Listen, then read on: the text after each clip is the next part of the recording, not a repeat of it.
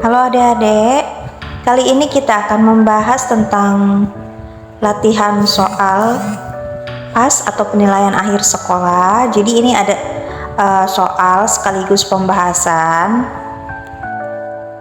untuk pelajaran Bahasa Indonesia kelas 5 SD semester 2 kurikulum Merdeka. Jadi ada contoh soal esai 5. Sekalian kita bahas satu persatu per materinya. Sebelum ke soal, jangan lupa like, subscribe, dan share.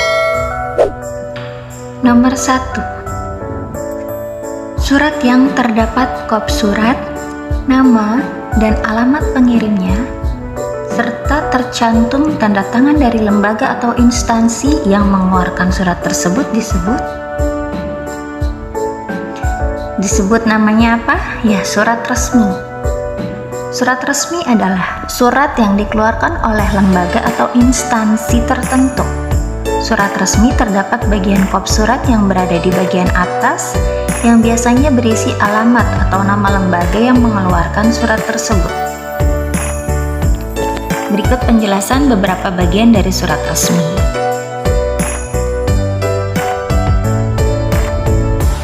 Ada kop surat atau kepala surat, yaitu bagian teratas pada sebuah lembaran surat.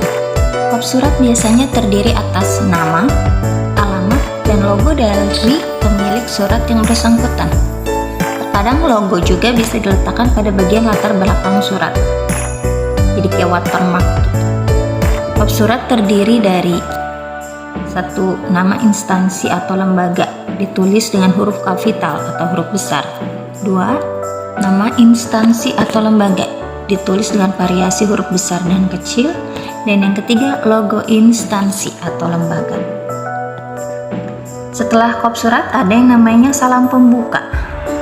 Salam pembuka berfungsi sebagai sapaan dalam surat.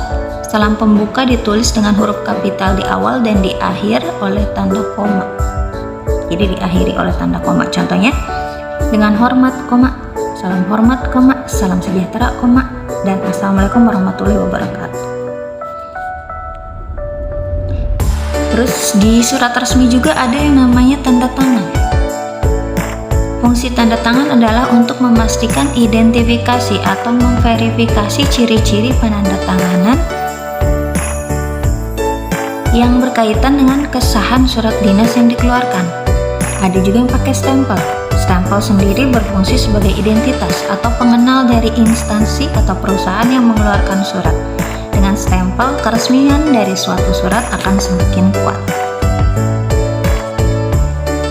Nomor 2. Berikut yang termasuk dalam surat pribadi. Jadi selain ada surat resmi, ada juga yang namanya surat pribadi. Surat pribadi adalah surat yang digunakan untuk kepentingan pribadi. Surat dapat berupa korespondensi antara sesama teman atau keluarga.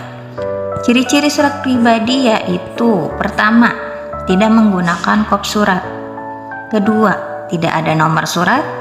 3. Salam pembuka dan penutupnya bervariasi. Yang keempat, penggunaan bahasa bebas sesuai keinginan penulis. Dan yang kelima, format surat pun bebas. Contoh surat pribadi adalah surat yang diberikan anak kepada orang tua untuk memberikan kabar, maksudnya di sini ya. Anak kepada orang tua untuk memberikan kabar, jadi kabar-kabaran atau komunikasi jarak jauh antara anak dan orang tua. Bisa juga surat kepada teman yang jaraknya jauh dengan kita, atau bisa juga ada yang namanya sahabat pena. Kita belum pernah ketemu orangnya, tapi kita komunikasi lewat surat menyurat. Itu suratnya masih bersifat pribadi. Nomor 3. Teks non-fiksi memiliki sifat.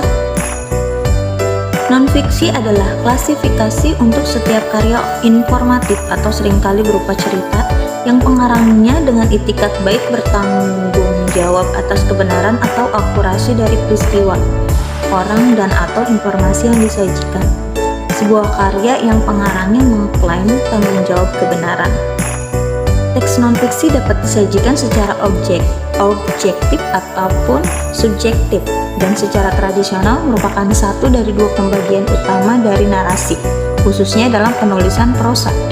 Selain itu, non-fiksi bersifat fluktual dan informatif, karena memberikan informasi yang berdasarkan fakta atau benar-benar terjadi pada kehidupan seseorang, sehingga informasi yang diberikan kepada masyarakat dapat dipertanggungjawabkan oleh penulis tersebut.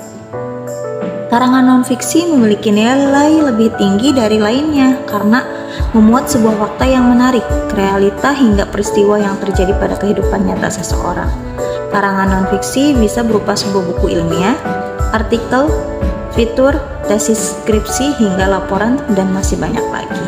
Jadi itu beberapa sifat dari teks non-fiksi. Nomor 4. Buku yang berisi kisahan atau cerita yang dibuat berdasarkan khayalan atau imajinasi pengarang disebut. Nah, kalau ini kebalikannya. Kalau non-fiksi itu berdasarkan fakta, kalau ini fiksi berdasarkan khayalan atau imajinasi. Jadi fiksi merupakan sebuah kata yang berasal dari bahasa Inggris, yaitu fiction, yang berarti rekaan atau khayalan. Cerita fiksi berarti cerita yang tidak terjadi sebenarnya. Secara lebih luas, pengertian cerita fiksi adalah sebuah karya sastra yang bersifat imajinatif atau khayalan dari penulis dan bukan kejadian yang sebenarnya. Dengan kata lain, cerita fiksi tidak terjadi secara sebenarnya di dunia nyata, tetapi hanya berdasarkan imajinasi, pikiran, atau khayalan seseorang. Nomor 5. Jenis pantun yang berisi pengumpamaan atau pengibaratan disebut. Jadi pantun berdasarkan isinya itu ada 4. Pantun jenaka, yaitu pantun berisi hal-hal lucu dan menarik.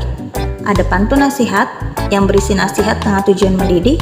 Ada pantun kiasan yang berisi perumpamaan atau pengibaratan. Dan ada yang pantun teka-teki, berisi teka-teki dan pendengar atau pembaca diberi kesempatan untuk menjawab atau membalas teka-teki tersebut. Dengan demikian, pantun yang berisi perumpamaan atau pengibaratan adalah pantun kiasan. Ada beberapa contoh nih. Contoh pantun nasihat. Bersinar terik sang matahari, bagai api panas membara, rajin berolahraga setiap hari, badan kuat hati gembira. Ada juga contoh pantun jenaka. Kuda bermain dengan tali, kera duduk membaca koran, bagaimana hati tak geli, kepala botak suka sisiran.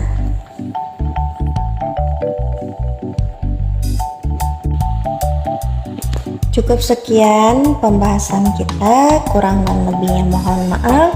Terima kasih sudah menonton sampai selesai. Semoga dapat dipahami dan semoga bermanfaat.